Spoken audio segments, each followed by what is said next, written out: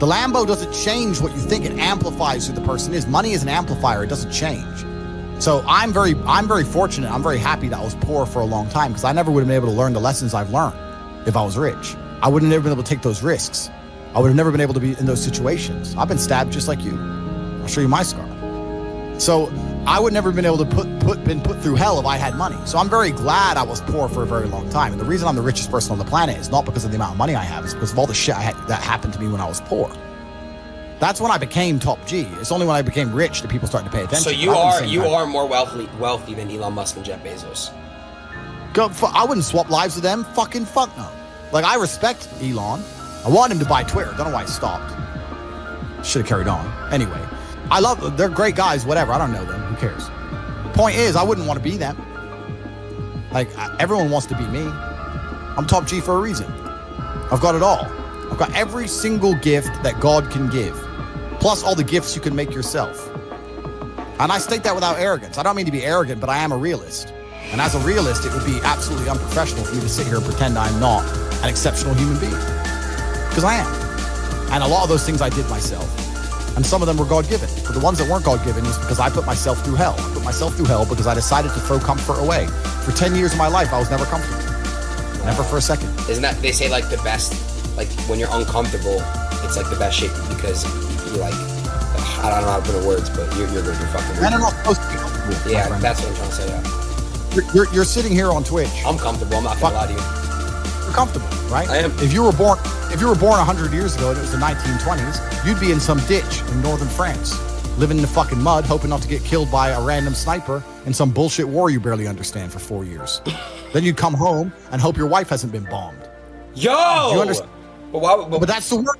That's the world. The world has become exceptionally easy for a lot of men. It used to be a different place. Most men were cannon fodder. Most of us would have ended up in wars, dying for fucking no reason. Damn. Now we don't have to do that. So because we don't have to do that, men think it's okay to just become comfortable now. You're not supposed to be comfortable. You were never evolved to be comfortable. You're supposed to be uncomfortable. Right. And if you find to make yourself uncomfortable constructively, it's very easy to be anything you want. You talk about GTA, Grand Theft Auto. I know the game. I used to play the old one on the PlayStation 1 when I was a child. Which one? I haven't played any. Which one? You talk about San Andreas? Very first one. Vice City, GTA 3? Yeah. Oh, the very, very, very, very first one, like 1994. Okay. Old school. Okay. But I've never played any of those games, but I find it amazing that people will sit there and spend all their time upgrading that character, making as much money as they can, getting the best guns, getting strong, getting some hoes, meeting important people, getting the best car. They'll do all that in a game, but they won't do it in real life. I find that incredible. Like, my life is GTA. I don't need to play a game for GTA. If I want a gun, I'll fucking buy it. If I want a car, I'll fucking buy it. I want a bitch, I'll get her. It's me. I am GTA. I don't see why people play the games. They play the games because they're scared of loss. Because if you die in the game, you get another chance. If you lose in the game, you get another chance. In life, you get one shot. But if you get some balls, that's what life is as a game. That's what life is as a man. This is one big video game. You get to upgrade your character. You're not born with any value. All these women that you just put me on with are born with value.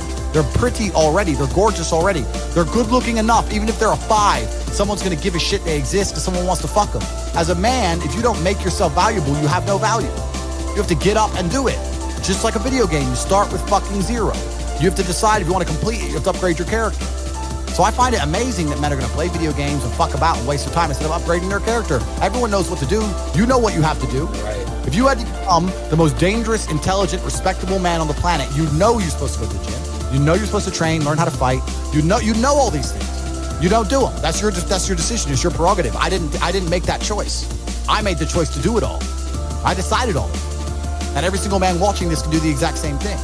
Which is why I have very little pity. When I do these streams and people think I'm arrogant or I'm rude to people, or even to you earlier when I was making jokes and I've been joking with the girls. You're saying, good. I'm not, yeah. Of course, and I know we're only joking, right? But the point is, that's a conscious decision you made. I would never make fun of someone who hasn't got a choice. I wouldn't make fun of someone born with one arm. I have a choice, though. But if you've made a fucking decision to be less than you should be, then I believe you should be mocked for that decision. I agree. I feel like, yeah, because like you're not living up to your full potential. Like it's your choice to basically not live up to your full potential. Completely. And me as a man, when I put myself through hell, when I have had such exacting, such stringent standards for myself, Why would I then have less exacting, stringent standards on the people I meet? Damn. Why would I put myself through hell to be me and then meet someone who didn't put themselves through hell and then treat them like my equal? No, fuck you. I suffered when you didn't. So you're not my equal because you decided not to suffer. You have enjoyed comfort when I haven't, and that's fine, but don't expect me to look at you as my equal because you're not. I'll snap your fucking neck. Andrew, that's the world. Andrew, I have like a lot of friends around me. They're like good friends. Don't get me wrong, like they're real friends, but like they're incredibly like lazy, and they have so much potential. Like they could be big, they could be getting rich, all this shit, bro. But like they choose not to. So, but it's really hard because I love them. They're my friends, and I came up with these guys, and they're so entertaining. I love them. They're my brothers, but like I understand, but you have to. But there's something that's very always kind of confused me. When I tell people that you are the sum of the 5 people you spend the most time with, everyone agrees. They go, yeah, that's probably true. And the 5 people you spend the most time with, that's what you're gonna end up like. They say, yeah, that's true. And then they continue to hang around with people who they don't want to be. Why? There has to be a point. There has to be a point where you sit and go, okay, you're my friends, etc., etc. I love you guys. Yeah, we can talk, whatever. But I'm on a different life path. You have to leave some people behind. You wouldn't want to be, if you were to come hang out with me and you were in a room with me and my 5 friends, you'd feel self-conscious. You're right. You don't feel self-conscious with your friends. Because you only you only surround yourself around people that are on like your level of like. I'm with killers. I'm with killers. We're fucking monsters. If you were to come hang around with me and my crew, you would be self-conscious, and that self-consciousness would motivate you, or they would certainly instill the discipline required for you to change. You don't feel self-conscious amongst your peers. That's why you don't change. If you were to get in a room and you're the only person who ain't a fucking monster, you'd want to become a monster. That's life. That's humanity. So I say this to people all the time. If you know you're the sum of the 5 people you hang around with, why are you hanging around with people you don't want to be?